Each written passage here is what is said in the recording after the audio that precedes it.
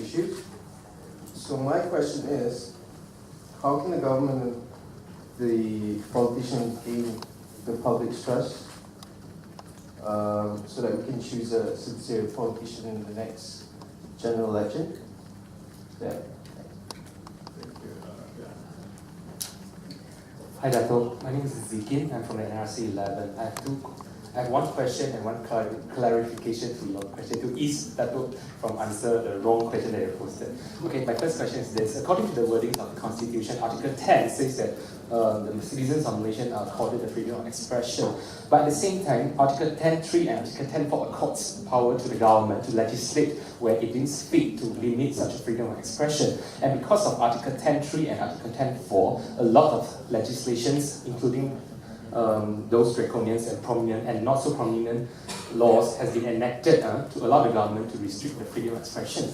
So recently we heard that the Prime Minister has taken initiative to abolish the ISA and also the emergency ordinance, which are one of the two most prominent ones. And the lack of prominence one would be the Section 15 of the actually it's quite prominent as well, Section 15 of the AUKU, and also Public Order Ordinance, which is still POPO, we call it. A lot of people wouldn't know about POPO, which gives rights to the government to curb freedom of expression as well. But if we go deeper into the wordings of the legislation, you realize that the main problem does not come from the act or statute itself. It does not come from Section 15 of AUKU, Section 24 of the Police Act, or even the Internet Securities Act, Section 78. It comes from actually the wordings in Article 10.3 and Article 10.4 of the Federal Constitution, which give unlimited rights of the government to legislate where the government itself think that it's fit to curb the freedom of expression. So my first question is this. Knowing that this is actually the main problem, I think it's not wise for the citizens to ask the government to repeal this 10.3 and 4 at all, because it will create a situation where a lot of people would go viral with their freedom of expression.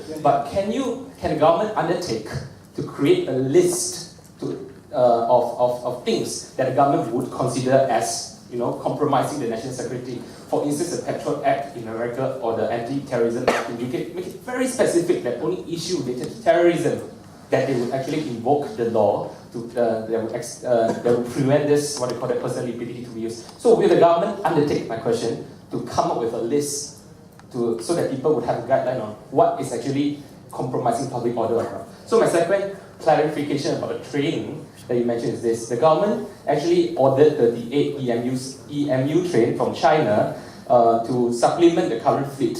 When the Minister of Transport announced it in 2008, the first fleet was supposed to arrive in April 2012. But what happened was that because they finished the fleet earlier than scheduled, so the first train actually arrived last month, and they're now in Batu Gajah testing. Just because they arrived earlier than the scheduled April 2012, so they are actually testing the train to fit on the track, because it was supposed to be too Changgeh for the current track. So with everything ahead of schedule, how can you say that you were making losses? How can you say that we are actually making losses because of the train? Thank you very much. Here. I wish you have more BN MPs who speaks like you. That will really make our life much easier in Parliament.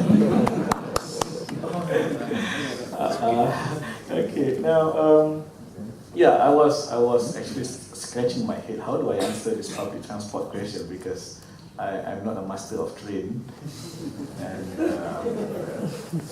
so I used to date on train.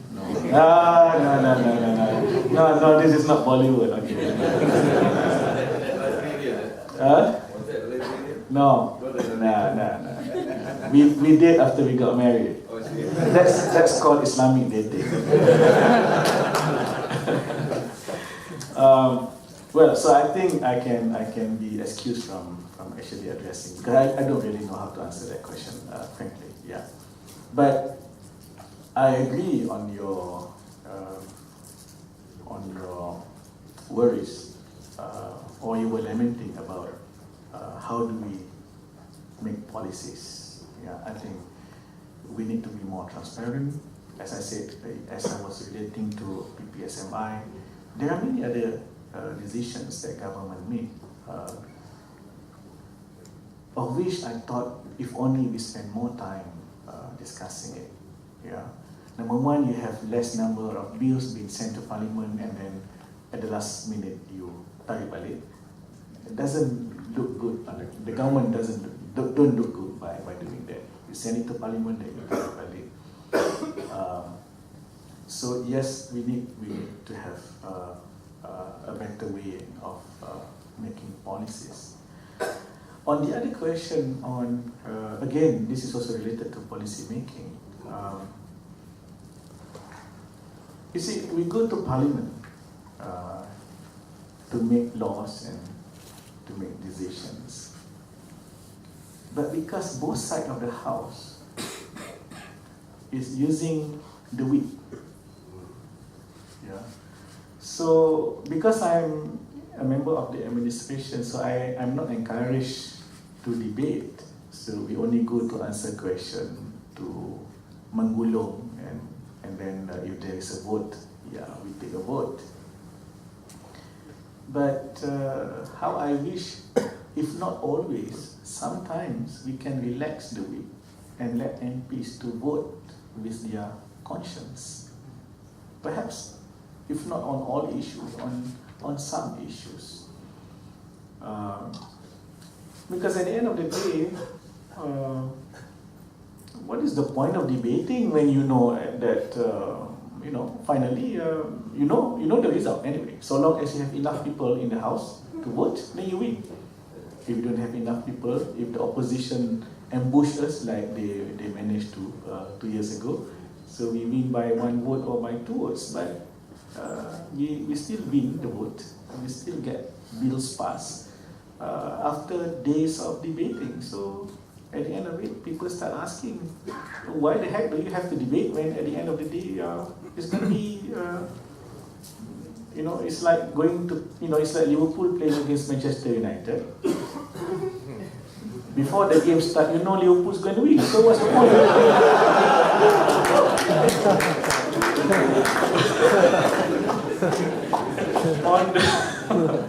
On higher education, now the point that you raised about African students, we like to see it this way because it is real.